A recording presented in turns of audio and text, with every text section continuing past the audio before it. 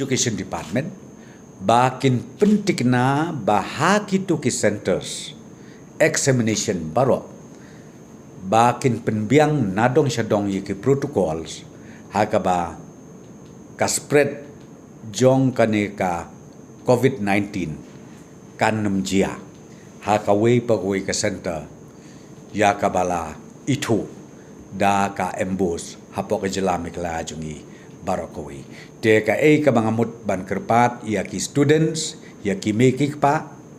bakim day bandon ka jingritmen sim ka sorkar ka lashim ki precautionary paro na kamenta ka safety jong ki students ka jongi ki banele ka exam class 12 nadu la shisngi syakmat kata kadi kawai ka decision ka bingishim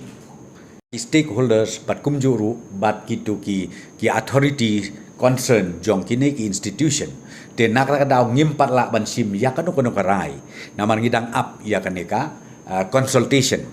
hadin jong kata let's say within few days time ngin sa sim again ya karai kumno ban le hakabidei bat ka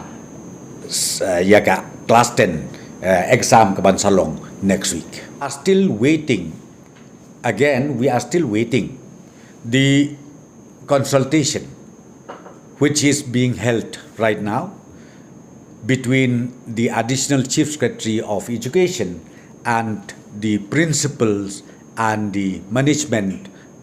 authorities of different institutions. Then only I will be able to tell you what are we going to do with the primary school education.